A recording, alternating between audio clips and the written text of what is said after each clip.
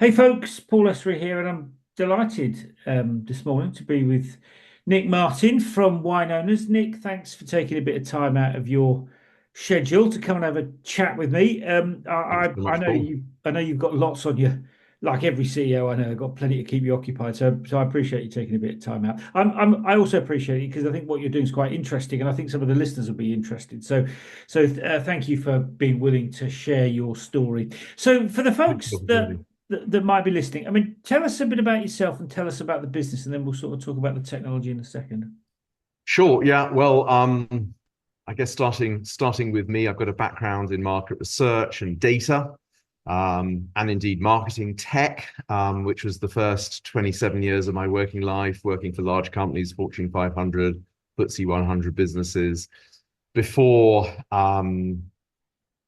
approaching 50 and concluding that it would be remiss not to do something on my own before it was too late to do so. So we kicked off Wine Owners in 2011.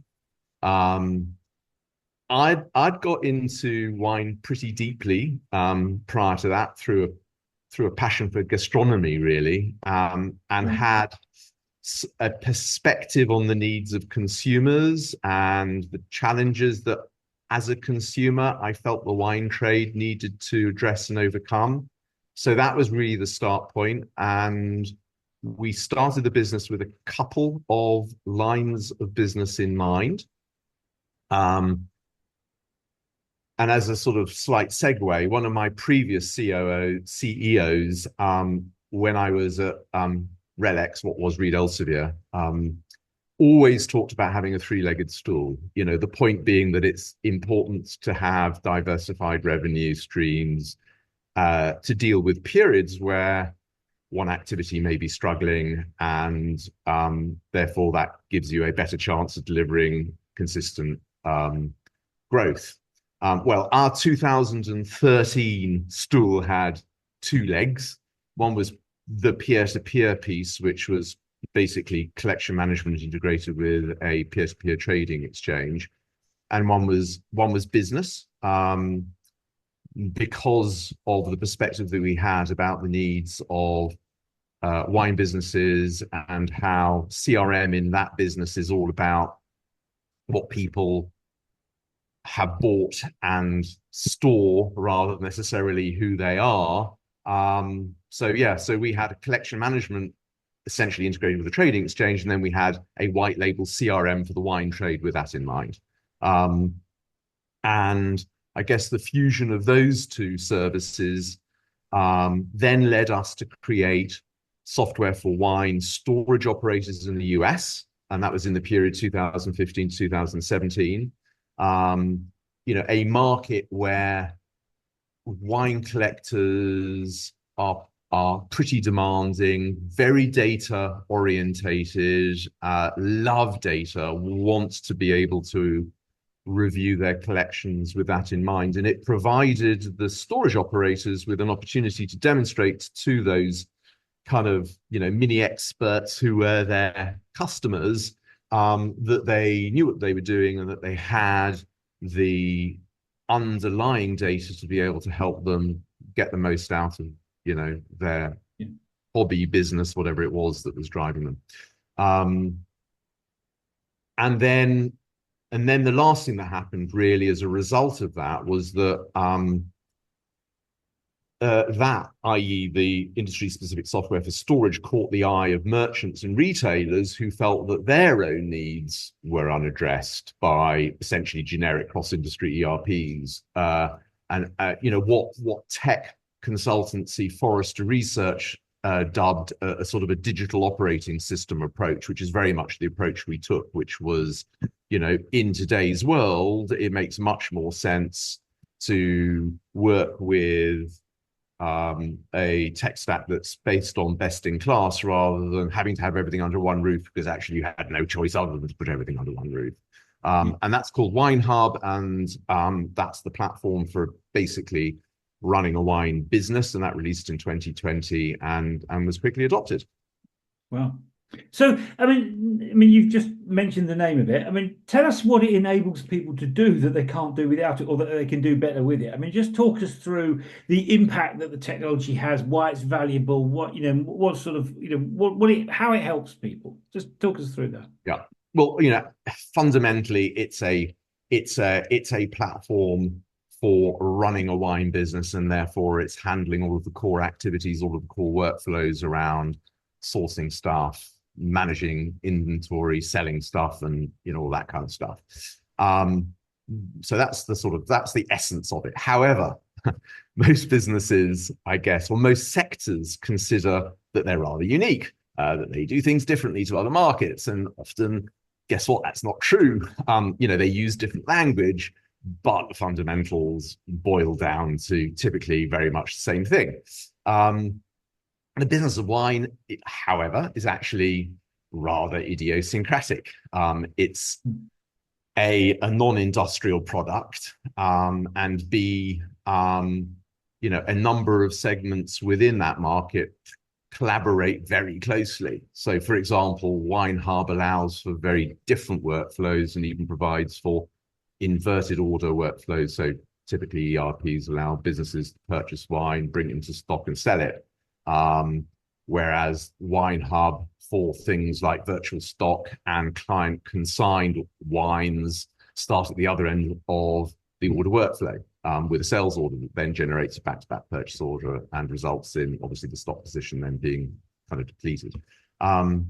So there are some sort of key differences that we baked into the segments and all of the different stock types that those segments work with.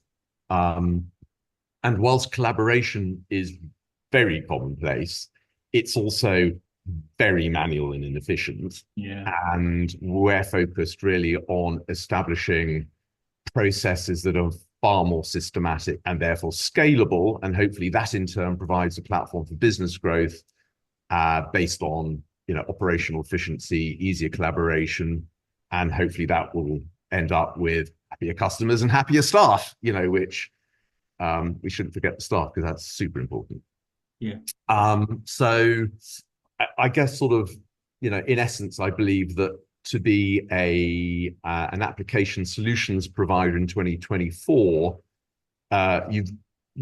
you've got to be more than a bit of software. You've got to be able to positively impact a market. You've got to be able to connect up market participants and provide improved market reach. And that's, so we're at the beginning of delivering that, I guess.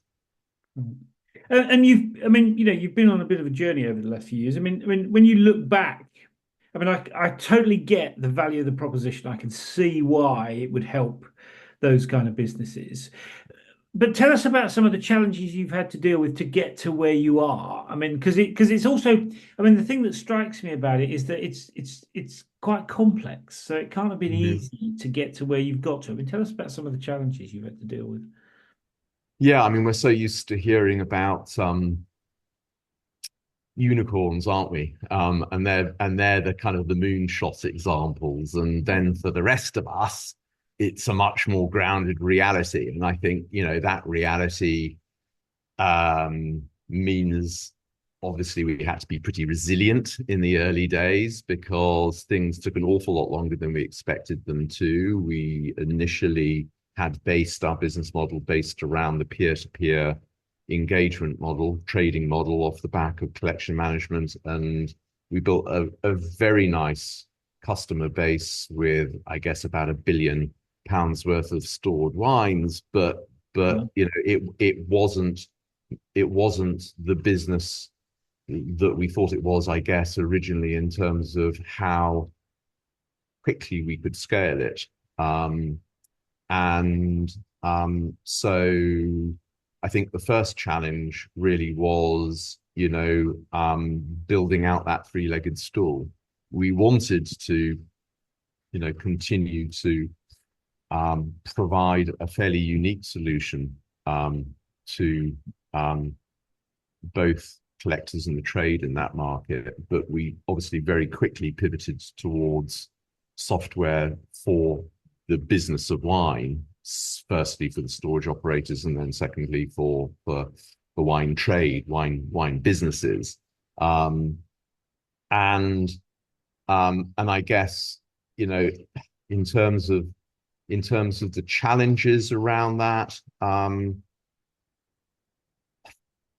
part of the challenge was that we chose not to go down the venture capital or private equity route. We chose to be self-funded, and so we had to, if you like, manage our growth and manage the, Yeah. what we chose to prioritize and do in what order. But I think that other than that, it really was just about at that point um, feeling that we could reach a particular goal, that something was realistic.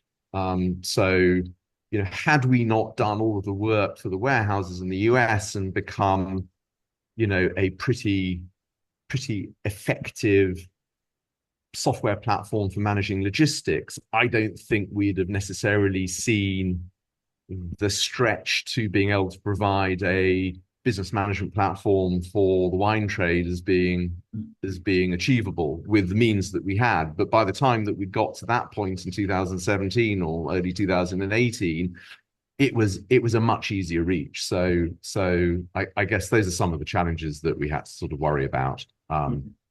Yeah. Yeah, and when you look back, I mean, what would you say would be the big lessons that you've learned from that experience? I mean, it sounds to me that there was that overcoming those challenges required quite a lot of intellectual application, as it were. And they strike me as being quite complicated and quite difficult to kind of work out a way forward. I mean, what lessons have you drawn from that? That's a great question.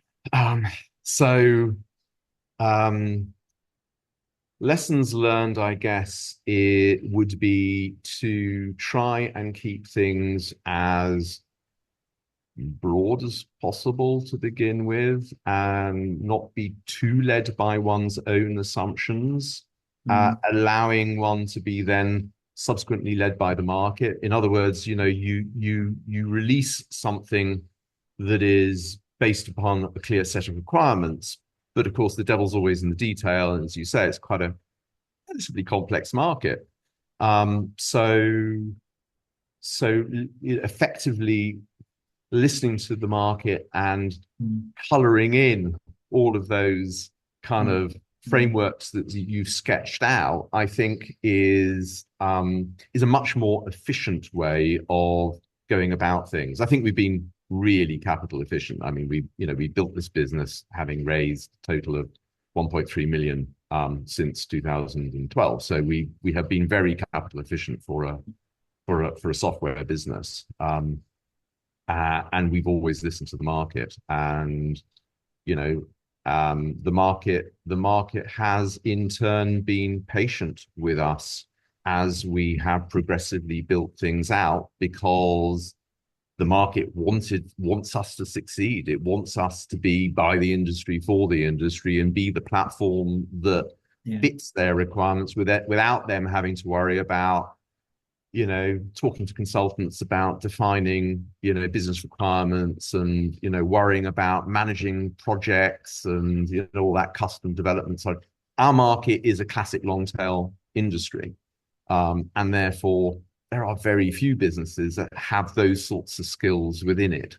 The quid pro quo is, for us to be a pure SaaS platform, to be by the industry, for the industry, and not to take the custom development approach, and to be quite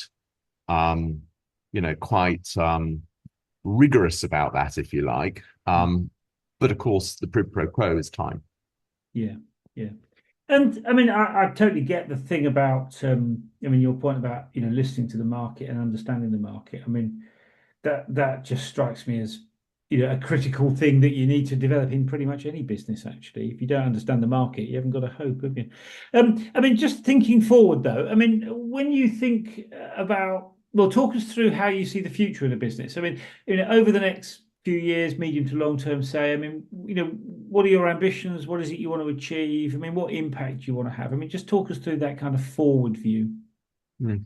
So again, back to the industry, it's a market with different segments, different tiers of distribution, more rigid in some jurisdictions like the US than in others like the UK, which is very fluid in terms of, who sells to whom. And then there is the challenge of a noisy market and how you cut through and reach a broader addressable market in order to grow. So I think there are kind of two sides to that. The first is how do you make it significantly easier for businesses to collaborate? Because they're doing that already. They're just not doing it very efficiently, as we discussed before. And I think the answer to that is to build an ecosystem. So, looking at behaviors within the market and opportunities for being able to do more and building utilities and flows around those to make that process easier and on the principle that together you're stronger. And I think that's so true of our market. And then the second is to provide paths to growth for the wine trade. So making it easier for them to adopt a multi-channel approach to figuring out where they can engage with more of their serviceable addressable market and providing the channels for them to be able to do it. The hub already orchestrates a multi-channel, omni-channel type setup. So that's the engineering kind of fundamentals that are already in place. But now it's about how we execute that and how we become, if you like, the platform that the wine trade depends upon or is drawn towards, perhaps would be a better way of putting it, in order to realize their ambitions. Yeah, so it's really about facilitating the market to grow with you, isn't it? Yeah, Yeah, no, absolutely. yeah, Absolutely. yeah. I mean, and what a great proposition, and well done on the progress you've made. I mean, I've got some knowledge of the wine market, and it's a pretty complicated and difficult market, I would have thought. So you've done. I mean, I'm impressed with with the progress you've made. So well done, and good luck Thank going forward. I mean, again, I'm biased. I think the wine market is important. I like the product, but nonetheless, I mean, it's a great thing to do to help those things grow and develop. So well done on that, and thank you for taking a bit of time out to share your story. I mean, it's a like I say, I think there are very few people, certainly in the UK, that haven't come across wine and don't value wine. So anything that supports the growth of that particular industry, I think is a good thing. So, like I say, thanks for coming on and sharing that story, and perhaps come back in a year or two and let us know how you get on. I'd love to, Paul, and thank you for giving me, the opportunity to share and for your interest in what we're doing. Appreciate it. Lovely. Cheers, Nick. Thanks. Bye bye. Take care. Bye bye.